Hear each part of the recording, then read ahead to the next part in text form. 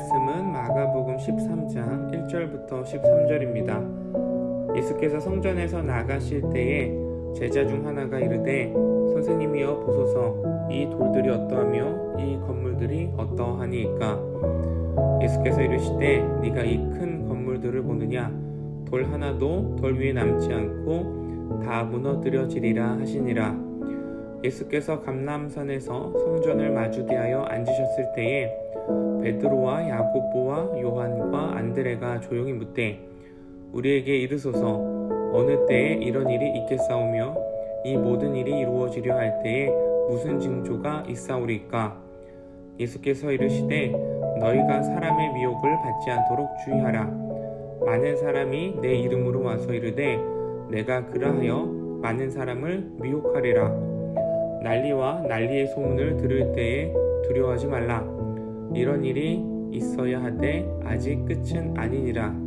민족이 민족을 나라가 나라를 대적하여 일어나겠고 곳곳에 지진이 있으며 기근이 있으리니 이는 재난의 시작이니라. 너희는 스스로 조심하라. 사람들이 너희를 공회에 넘겨주겠고 너희를 회당에서 매질하겠으며 나로 말미암아 너희가 권력자들과 임금들 앞에 서리니 이는 그들에게 증거가 되려 함이라. 또 복음이 먼저 만국에 전파되어야 할 것이니라. 사람들이 너희를 끌어다가 넘겨줄 때에 무슨 말을 할까 미리 염려하지 말고 무엇이든지 그때에 너희에게 주시는 그 말을 하라. 말하는 이는 너희가 아니요 성령이시니라. 형제가 형제를 아버지가 자식을 죽이는 데에 내주며 자식들이 부모를 대적하여 죽게 하리라. 또 너희가 내 이름으로 말미암아 모든 사람에게 미움을 받을 것이나 끝까지 견디는 자는 구원을 받으리라. 아멘. 한국교회는 큰 건물을 가지고 있는 교회들이 상당수 존재합니다. 수천 명 혹은 수만 명이 되는 성도님들을 수용하기 위해서 예배당을 짓고 교회 건물을 지었기 때문이죠. 그리고 일부 큰 교회들은 크기만 큰 것이 아니라 건물의 모습도 웅장하고 대단합니다. 감탄이 절로 나오죠. 그런데 코로나 시기를 겪으면서 우리가 발견한 사실은 신앙생활은 건물에서 이루어지는 것이 아니구나. 아무리 예배당이 크고 거대해도 사람이 들어갈 수 없으면 예배당으로서의 가치가 없기 때문입니다. 그 어떤 건물도 크기와 상관없이 시간이 흐르면 언젠간 무너지기 마련이죠. 그래서 우리가 세워가야 할 성전은 건물이 아니라 바로 사람인 것입니다. 오늘 본문에서 예수님께서 예루살렘 성전이 파괴될 것이다 라고 예언하셨습니다. 그런데 이 말을 듣는 제자들은 사실 성전이 파괴될 것이다 라고 상상하지 못했을 거예요. 왜냐하면 예루살렘 성전이 크고 웅장했기 때문입니다. 1절 말씀에서 한 제자는 이렇게 감탄합니다. 새번역 성경 버전인데요. 선생님, 보십시오. 얼마나 굉장한 돌입니까? 얼마나 굉장한 건물들입니까?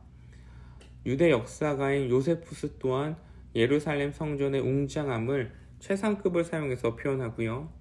한 랍비는 이렇게 말합니다.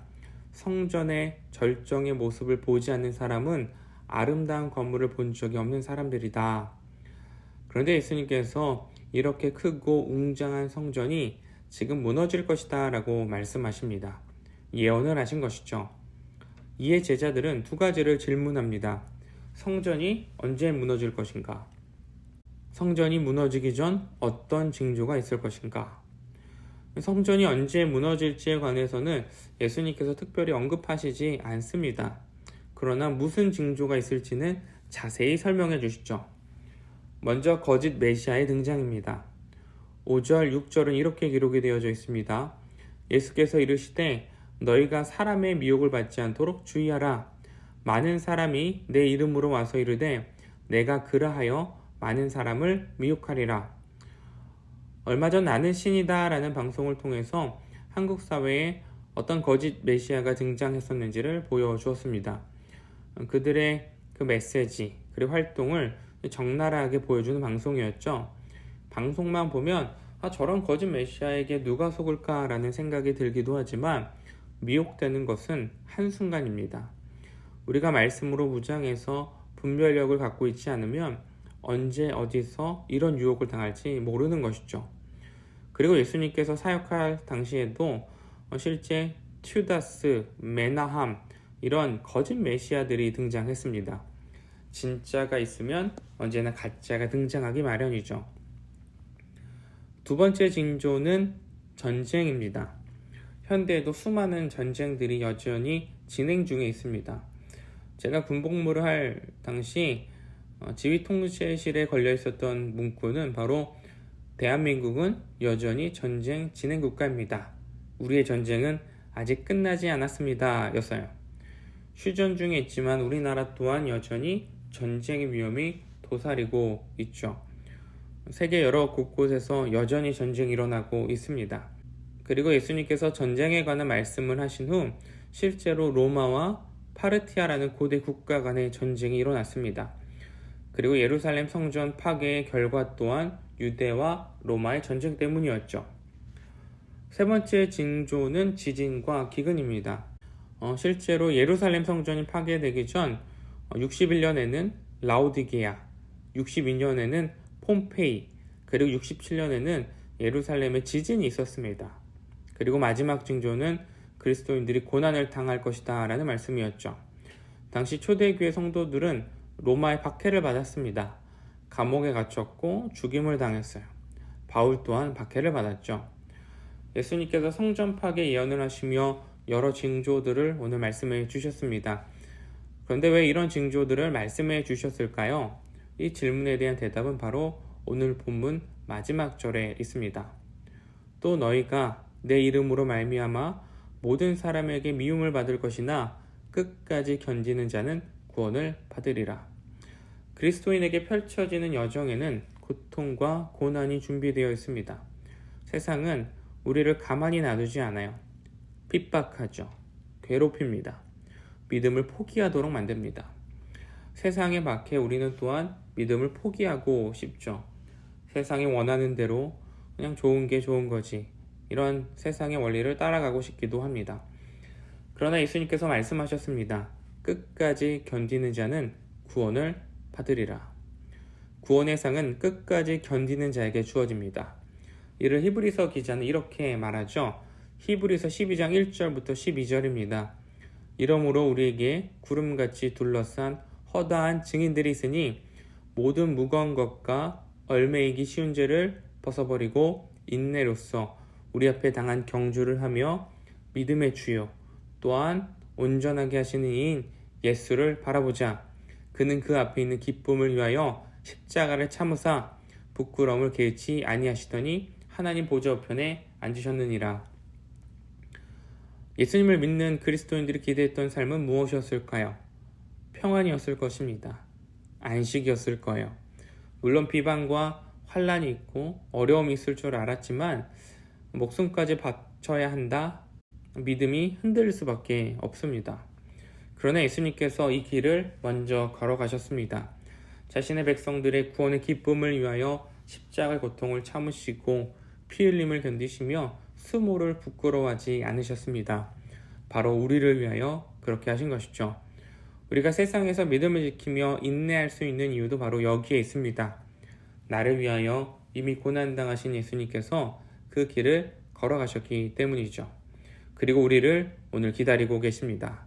사랑하는 나의 자녀들아, 힘들지? 포기하고 싶지? 조금만 버텨내라.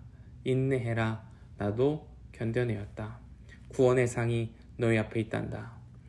나와 함께 천국에서의 삶을 누리자. 우리를 위해 구원의 길을 열어주시고 고난받으신 예수 그리스도를 바라보면서 세상 끝까지 믿음을 지키는 우리 모두가 되기를 소망합니다. 구원의 상이 우리에게 놓여져 있습니다. 기도하시겠습니다. 하나님, 오늘도 우리에게 말씀을 통하여서 하나님의 백성으로서 살아가는 그 믿음을 알려주심에 감사를 드립니다. 먼저는 우리를 통해서 하나님의 성전을 세워가기를 소망합니다. 특별히 빛소금 광염교회를 통하여서 세상 가운데 하나님의 성전을 세우기를 소망합니다. 성전은 건물에 있는 것이 아니라 바로 사람에게 있음을 우리에게 말씀해 주셨습니다. 빗소금의 모든 성도님들 한 분 한 분이 바로 하나님의 성전이 되어서 이 땅 가운데 하나님을 높이고 드러낼 수 있도록 하여 주시옵소서. 세상을 살아가는 믿음의 삶이 쉽지 않습니다. 믿음을 지킬 때마다 세상은 우리를 비방하고 비난합니다. 우리를 괴롭힙니다. 그러나 우리가 믿음의 모습을 포기하지 않고 예수님께서 겪으신 그 고난을 바라보며 우리 또한 이 땅 가운데서 믿음의 싸움을 승리할 수 있도록 우리와 함께하여 주시옵소서. 예수님께서 먼저 걸어가신 그 믿음의 길을 우리가 오늘도 걸어갑니다. 우리에게 믿음을 허락하심을 감사드리며 구원의 상을 위해서 오늘도 달려갈 수 있는 우리 모두가 되게 하여 주시옵소서. 감사드리며 우리 구주 예수 그리스도의 이름으로 기도드렸습니다. 아멘.